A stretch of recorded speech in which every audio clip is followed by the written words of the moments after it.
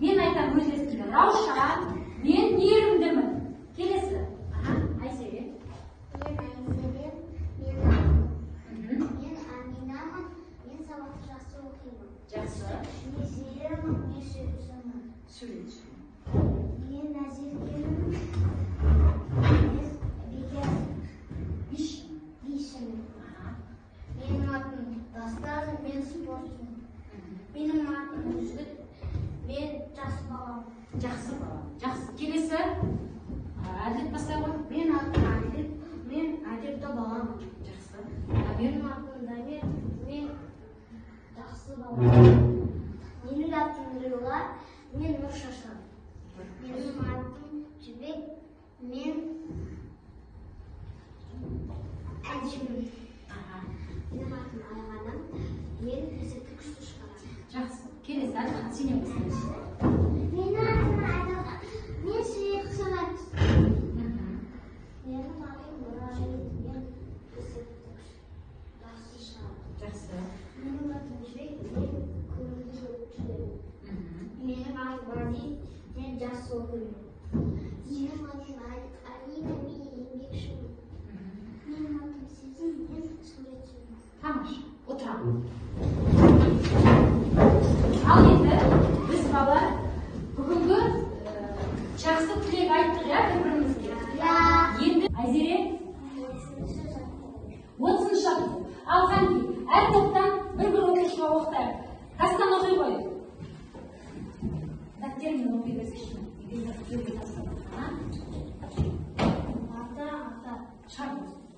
Ата, әсел сен, емен мен, қаша, ажар, жар. Жақсы. Қашан сан. Келесі. Айған, сен оқи қой, өз үй тапсырмаңды. Ата,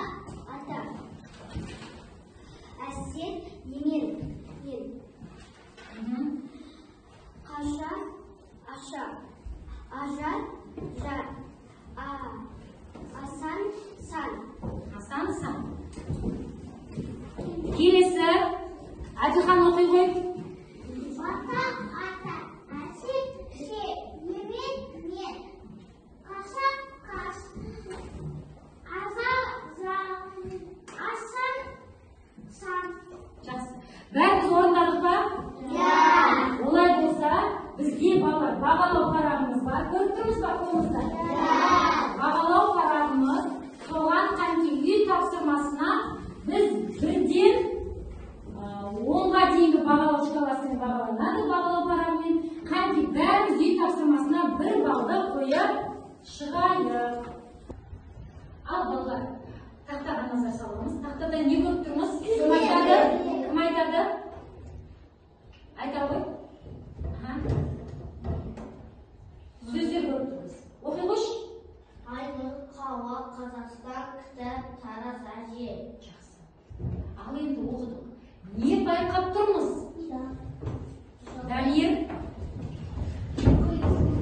Жалпы есімдерді байқап тұрсың. Ал жалпы есімдерді атай қойшы. Айнұр, тараз, Қазақстан. Ал енді бізде қандай сөздер қалды? Жалпы.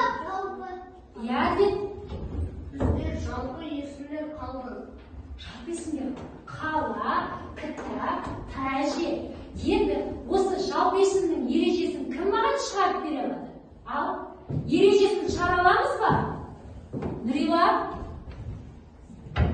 Есімнің аты жөні, жер су аттары, жануарларға қойылған атаулар жалпы есім деп аталады. Енді ол жалпы есім ережесі. Дұрыс. Ал енді қалғанын не деп айтады екенбіз? Жалпы есім. Қалғанын жалпы есім деп айтады екен. Тағы бұларға назар салыңызшы, қандай әріппен жазылып тұр? Әділхан? Кіші әріппен. Дұрыс айтасыңдар. Яғни бізде жалпы есімдер үлкен әріппен жасалса, жалпы есімдер кіші әріппен жасалады екен. Сонда бүгінгі біздің сабағымыздың тақырыбы жалпы есім және жалпы есім. Біз жалпы есімді де жалпы есіммен де таныстық, иә? Олай болса, бәріміз кітаптағы 30 жаттығуға қара. 32-ші жаттығуды Нұрайым нұсқаулығын оқиды. Не дейді? Өлеңді түсініп оқы. Өлең не туралы? Батаны кімдер береді? Өлеңді түсініп оқы дейді. Өлеңді мен оқытқым келіп отыр. Әділетке, оқи ғой Әділет. Бір куплетті сен оқы. Өлем қартарға көп жаса деп біреуі маңдайымнан сүйеді. Жақсы. Балаларға балайық дейді бірі қол жайып. Өстіп күнде батай алам, кездескен әр атадан. Жақсы. Ал балалар, батаны кім береді? Аталар береді. Ал кім біздің сыныпта бата бере алады? Ал Жібек, айта ғой. Қанкем? Асын берге келсін басына алын. Аумин. Бата бергенде қолды не істейміз балалар? Қолды жаямыз. Қанкем? Кім бере алады тағы да? Ал Жібек. Адам атпасын, адам жерге шықпасын, Құда атам қолдасын, еш жамандық болмасын. Амин. Айта ғой. Басымыз говори, деніміз бе сауы, ана болсын басымыз, жүзге тесі дасымыз. Амин. Мінекей балалар, біз бата береміз, е?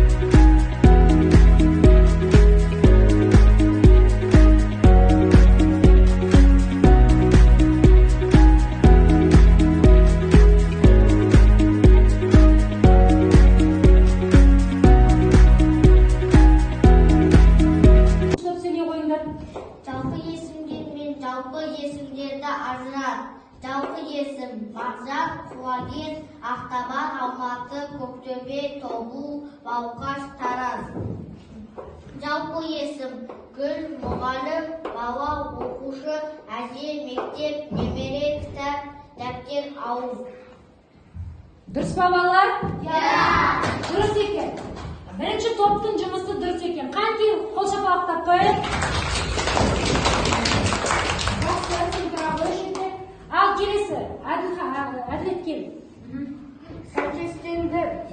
Қазақстан жер, Тараз қала, Ақтау тау, ата туыстық атауы, Маржан адам аты, Ақтабан жануарларға қойылған ат, Астана қала, кітап зат, Іле өзен, дәптер зат.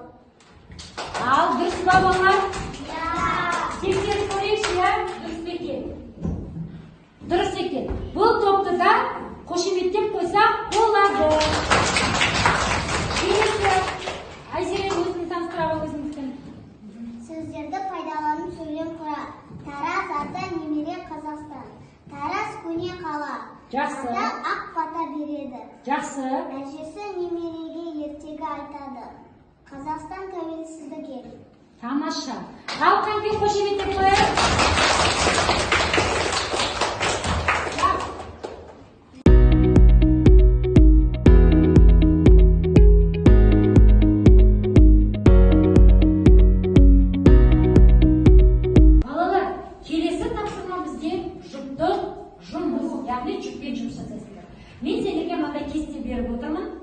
жалпы есім, сонымен қатар біз зат есімді де өттік, е?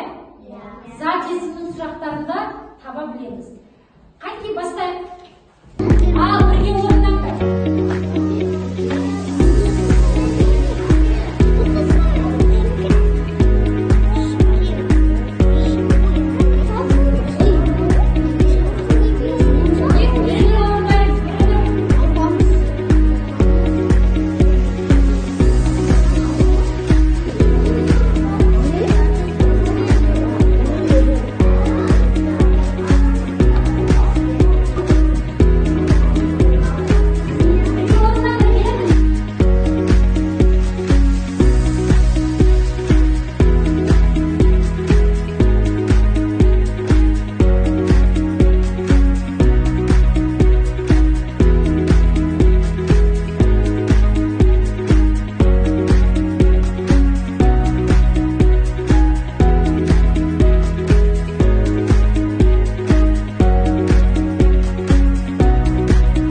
Қарындас кім?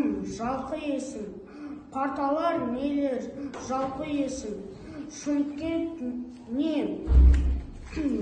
Жалқы есім. Дұрыс, келесі. Алия кім? Жалқы есім. Әпкелер кімдер? Жалпы есім. Мектептер нелер? Жалпы есім. Жақсы, дұрыс. Екеуінің жұмысын ұнады маған, отыра қойсын.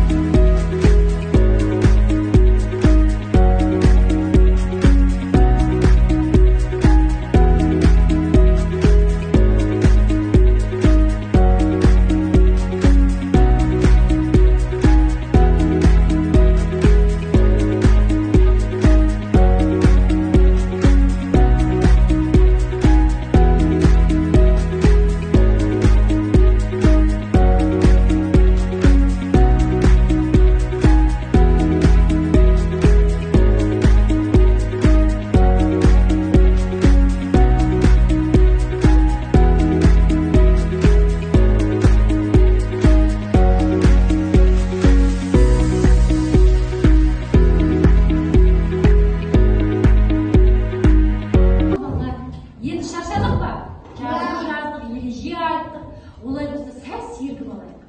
Мен сендерге бүгінгі сергіту сәтіміз сабаққа байланысты болсын. Аты бар ма деген сергіту сәті. Енді жалқы есімді айтсам, сендер қол шапалақтайсыңдар. Ал егер жалпы есімді айтсам, үндемейміз, орнымыздан тұрамыз. Жарай ма? Ал кеттік. Қаратау. Ата. Тарас. Шу. Төлеби. Кітап. Жақсы отырамыз. Немере. Шатастың. Немере деген жалпы есім.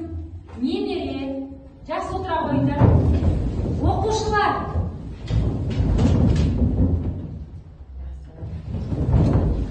Жібек. Дастан. Сендер бүгін сабақта жалпы есім мен жалпы есімді ажыратып білдіңдер, иә? Білдік па? Олай болса, біздің келесі тапсырмамыз, Жасмин, олар келесі орындайтын тапсырмамыз біздің жеке жұмыс. Ол бізде кітапта бар. Қаншасыншы жаттығу еді? 33-ші жаттығу. Ал 33-ші жаттығуды маған оқып береді. Алина оқып береді. Не деп тұр екен? Нұсқаулықты оқы. Берілген сөздерді ішінен жалқы есімдерді теріп жаз. Ал сонда тек қана нені теріп жазады екенбіз? Al бастаймыз. Дәптеріңізге орындаймыз. 33-ші жаттығу. Дәптер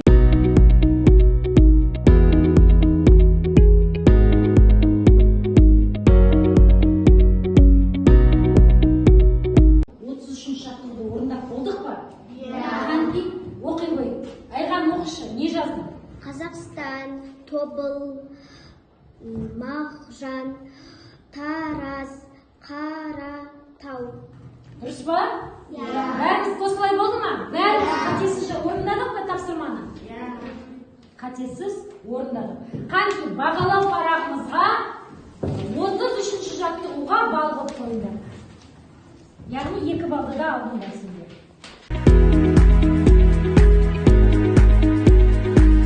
Балалар, бізде өзіндік жұмыс. Енді бүгінгі алған сабақтан қорытынды сендер ұқтыңдар ма? Жалқы есімді ажырата алдыңдар ма? Соны тексеру үшін мен сендерге 3 сұрақтан тұратын тест ұйымдастырып келдім. Соған әркім өзіндік жұмыс, әркім өз орындайды. Сен өзің.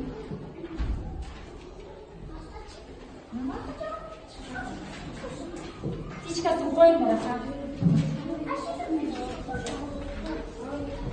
Балалар,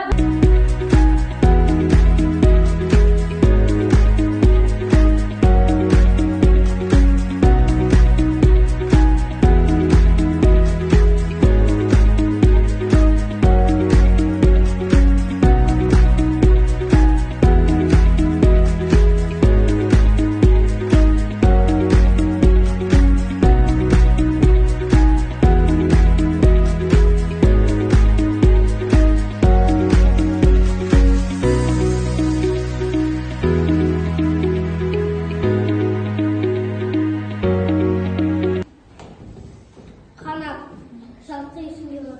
жақсы. Құтжол, жалпы есімге барады. Есен, жалқы есімге барады. Жақсы, дұрыс балалар, тамаша.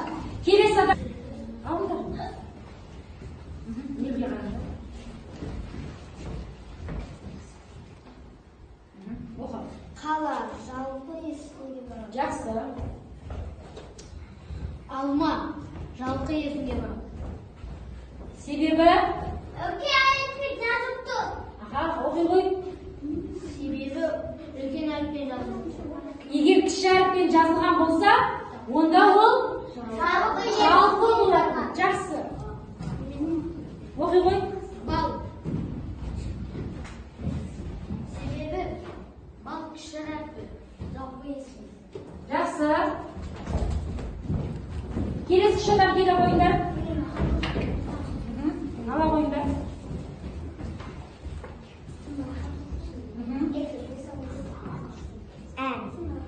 Ол жалпы есімге барады. Жақсы, тез қимылдаймыз.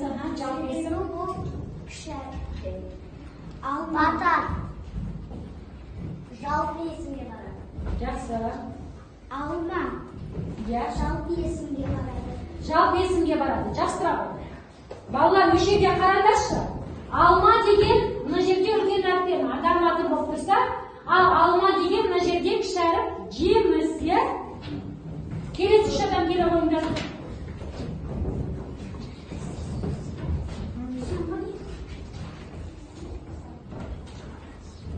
Ал оқи қой. Алматы. Жалпы есімге барады. Жақсы. Келесі оқи қой. Тараз. Ол жалпы есімге жатады. Жер суаты, иә? Өйткені қаланың аты. Келесі. Қамшы. Қамшы. Жалпыға есім бар. Жалпы есімге жатады. Жақсы. Иә, қараймыз. Қала. Ол жалпы есімге жатады. Дұрыс. Тарақ. Ол жалпы есімге жатады. Жақсы. Ал енді